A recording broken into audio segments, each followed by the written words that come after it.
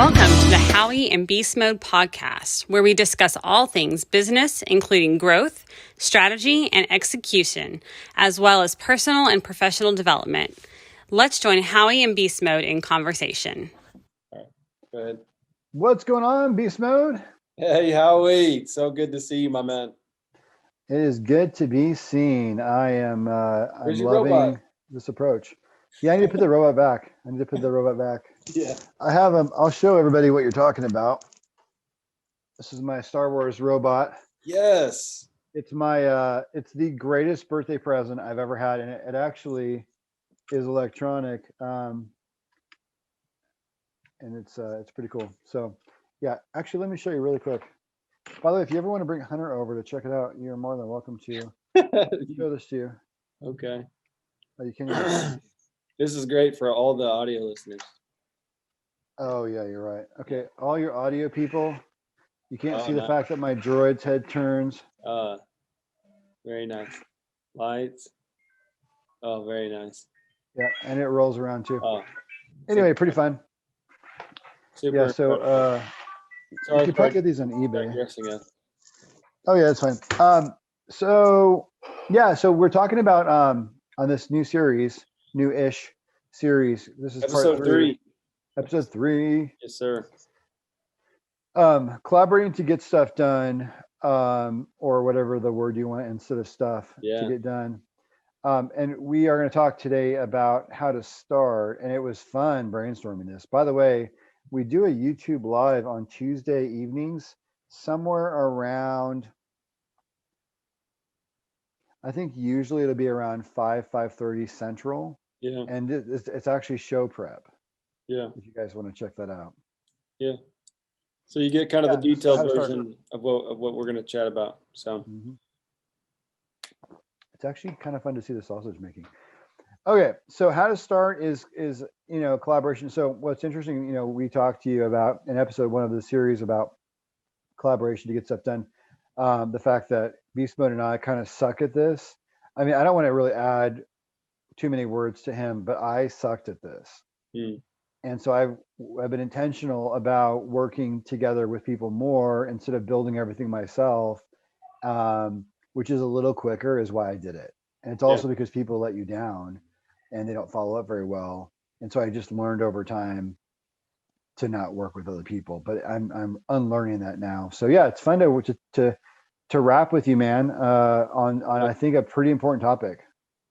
Yeah, it's definitely important. I know we all have room to grow, and we all have different perspectives. I mean, if you were listening live on YouTube, I know that I'm sure I came across pretty adamant and demonstrative when I'm talking about some things that we're going to talk about here later on today's show. But we got perspectives, and there's always so many areas in which, again, just sitting here roundtabling these things, collaboration. And so there's if you listened last week, we talked about when to collaborate, and basically the nuts and bolts is you should always be collaborating.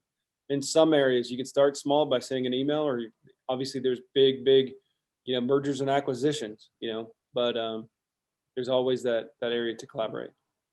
So good. Yeah, I mean, when you collaborate, you tap into a world of experience. Yeah. So yeah, it is leaner and meaner to do it on your own. It is. Yes, certainly. And we're probably talking to some pretty talented people. So you're specialist in whatever your area is. Yeah. So I get it. You're pretty competent on your own.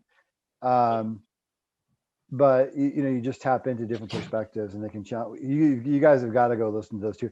By the way, we had our record episode on YouTube. I'm not sure about the other streams like Spotify and Apple, but on our last episode. So go check that out on YouTube or Spotify or whatever you want. It's flying off the shelves. It is, yeah. So it's really encouraging. We don't mind doing this for a very tiny audience, but it is nice that I think you guys are sharing, and you guys are, sharing definitely does help this out. All right, so let's talk a little bit about. We did some really cool show prep. I'm pretty excited about this. So how to start? So maybe I'll let you kick off the first point. So when you're talking about how to collaboration to get stuff done in business or in your nonprofit or whatever, how do they start? What's the first step? Yeah, the first step is making a decision And I said decision, you said choose. But either way, you got to make the choice, or you got to decide, I'm going to collaborate on this. I'm going to invite some other perspectives in, or I'm either going to invite other perspectives in, or I'm putting this out to support other people. And so it's really just that, as simple as that. It's a mindset shift of, I'm not going to do this alone. I'm going to get some other voices, get some other thoughts in here. Yeah. Yeah, that's great. I mean, we hope that this vlog and podcast will help you guys to choose to be collaborative with others and experience the pain, but the benefit of that. And I think you'll grow when we do things that are uncomfortable. Why? So why do you want to choose? We choose because the end product will be a little bit better. The end product will be a little bit more vetted by other humans who can critique it. And that's why, by the way, that's the reason why people are kind of losing the sensitivity in the world about why free speech is so important, because they're so used to free speech. But like literally the reason for free speech is so that we can have a marketplace of ideas, and we can see what sucks and we can see what works, and we can grow from each other. So it's why free speech is so important. We have to defend that. But yeah, when you choose, you're basically tapping into that marketplace of ideas, and you're allowing people access to you to say your stuff sucks and you're stupid, and they're giving you better ideas, and they're going to help you avoid landmines. So I think it is critical. And guess what it takes is, it does take courage. Courage, we've talked about this on the podcast before. Courage is a unsung hero in business, or in your nonprofit, or in your ministry, or in your whatever.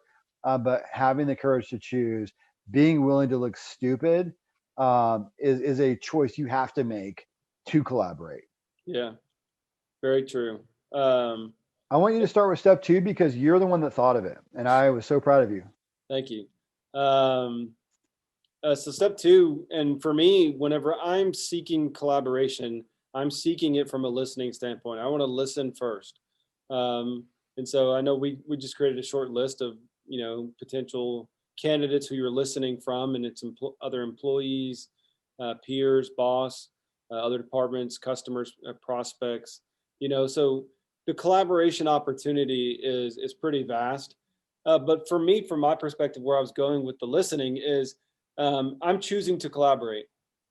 So instead of just running out and start pitching my idea and seeing who wants to jump on my bandwagon, it's more along the lines of, where does mine fit?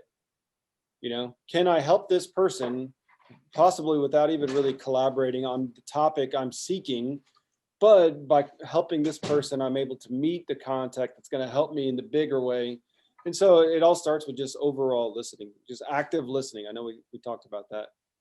Active listening is one of Beastmode's kind of his life. We all have these life things. It's one of his emphasis areas. And I'm super proud of him for that. I benefit as a friend from it, by the way. I want to thank you for that, Beastmode.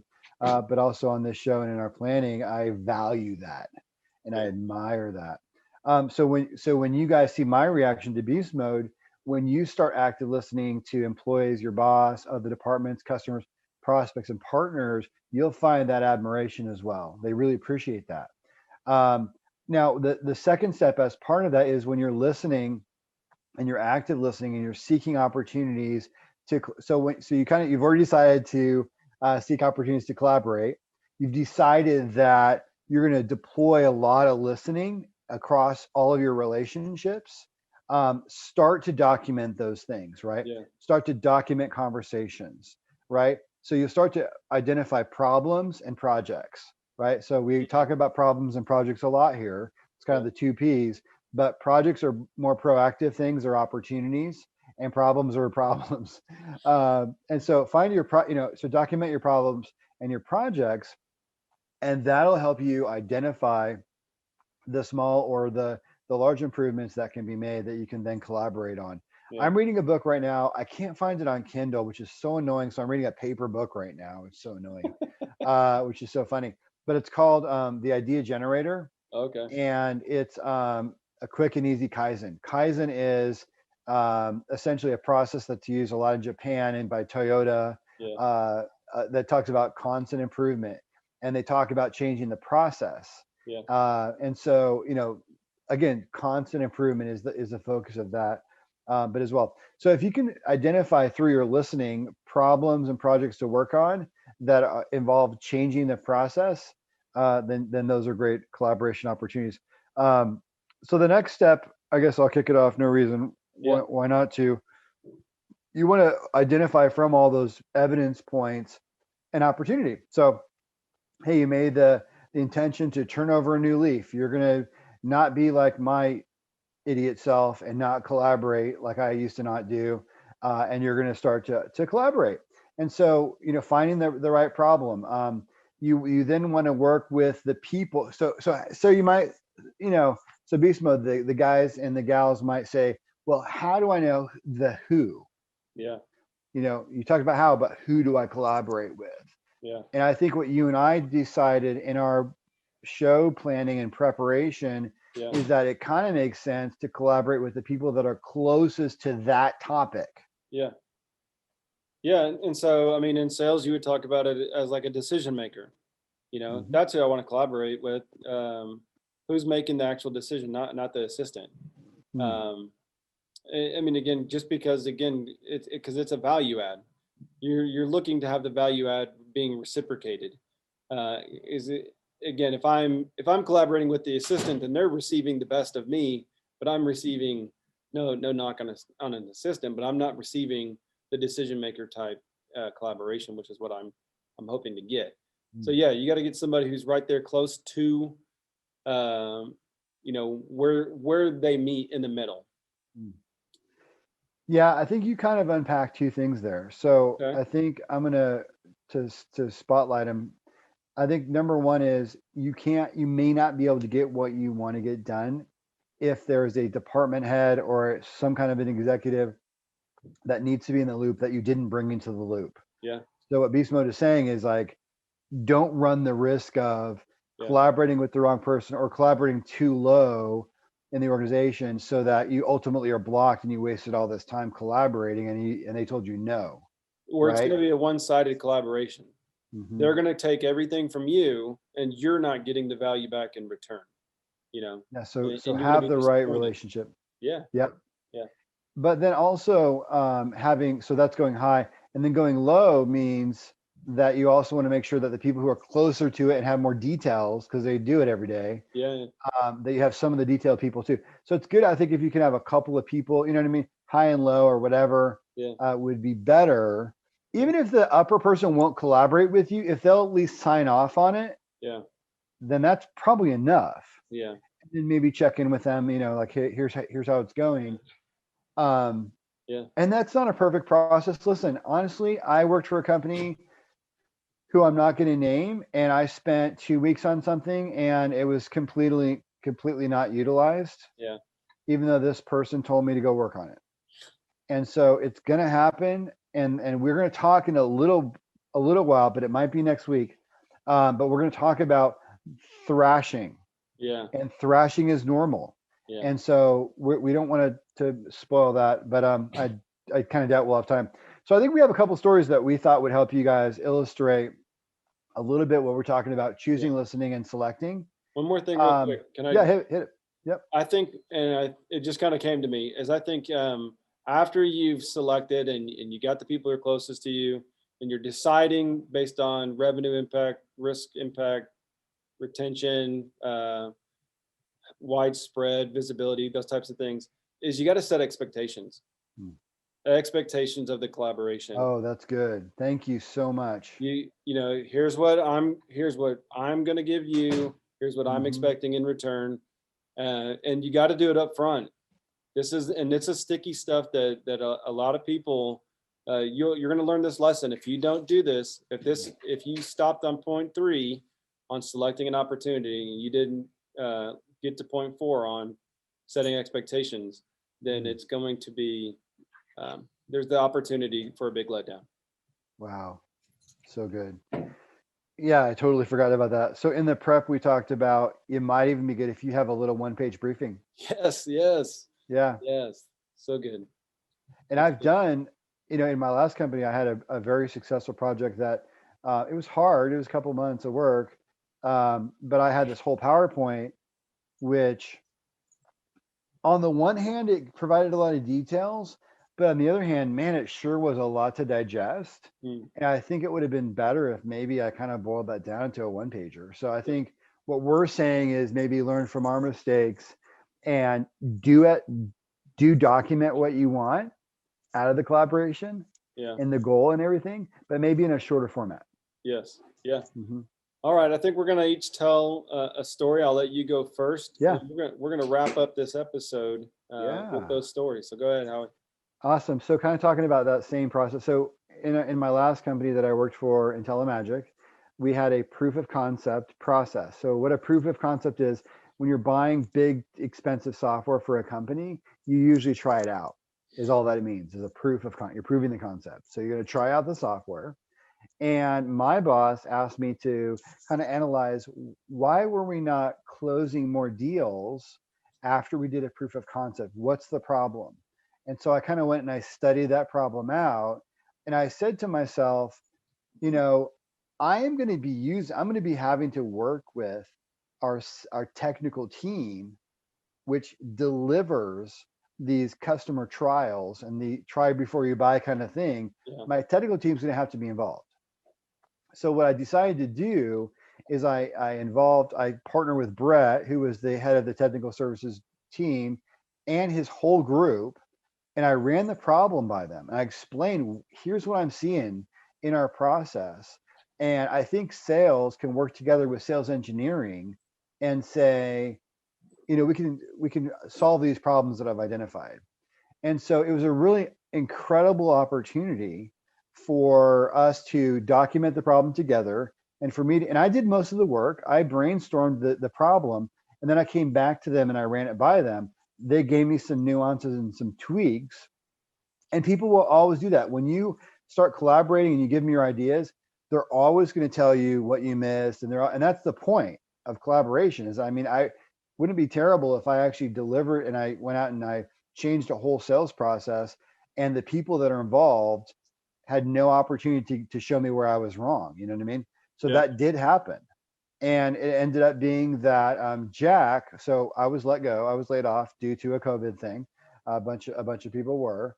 But Jack from the technical team, apparently on the afternoon that I was let go, or maybe it was the next morning, told his boss, Brett, what are we going to do without Howie in the saddle to help us in this process? And Brett said, it's going to be okay. He documented this process. We worked together. He did what was needed, and he left in a good situation. And so it's just such a compliment that another department member, felt such a collaboration with me, because I had them so involved in that process. So I think you guys will benefit when you involve the other groups and the other people in what you're building or what you're improving or what you're changing. You'll find that you'll have a great relationship. You'll find that they will tell you where your stuff needs to be improved.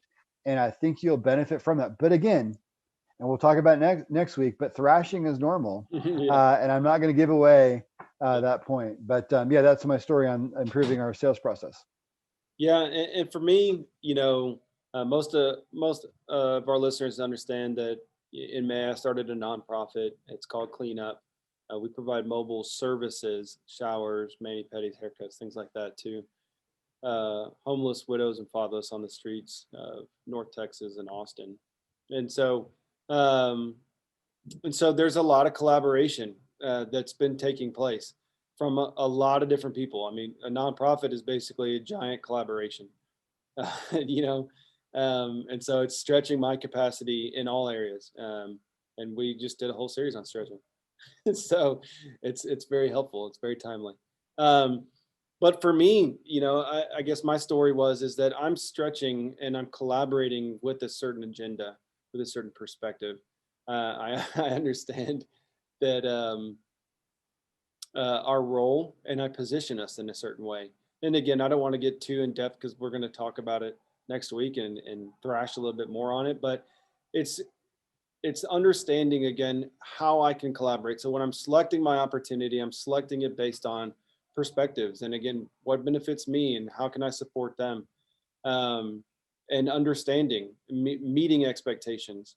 And again, having that clarity. And so I know that it's kind of vague, but I know we're going to get into it so much more next week. And so we're excited. I know I am, because this collaboration is really taking off. And, I know earlier, Howie, you were talking about, come check out our YouTube live as we're doing that. You never know. You may have a comment during that YouTube live that we use in our podcast. Now, that would be pretty cool. I love it. And we'll definitely give you credit, make you famous. So, I love it. But anything else before we wrap this one up? No, I mean, I'm looking forward to next week on, helping people navigate the thrashing process. That's normal as part of collaboration. People don't collaborate because it's not easy sometimes, but the fruits are there for sure. But yeah, I definitely appreciate your story. We got to share a business and a nonprofit story here at the end. So yeah, definitely, guys, as you focus on collaboration, we talked about how to start. First of all, you make the decision to collaborate. Second of all, you identify candidates for collaboration by listening, and then you select your collaboration based on things like revenue impact, risk impact, retention impact, cost impact, how widespread the issue is that you can improve. And then also, as Beastmode, I'm so glad he emphasized, setting expectations by documenting briefly what it is you want to accomplish, and have hopefully in a one-pager, and sharing that with the other groups. So yeah, it's a pretty rich, for a short one, that's actually a pretty rich podcast. So glad we covered that stuff. Yeah, it's heavy. It's maybe one that you listen to again, you sit down, take some notes, and reach out if you got any questions. We're happy to help on any of that stuff. Again, it's Howie, Beastmode @gmail.com. Awesome. All right, guys. Where can they find us? Oh, you can find us everywhere. We're on all social media platforms except for Instagram at the moment. And again, we're on YouTube, and you can find the podcast on Apple and anywhere you can find podcasts. So we appreciate you guys listening and sharing with all your friends, and making the connection, reaching out. Like and subscribe. That's it. All right, guys.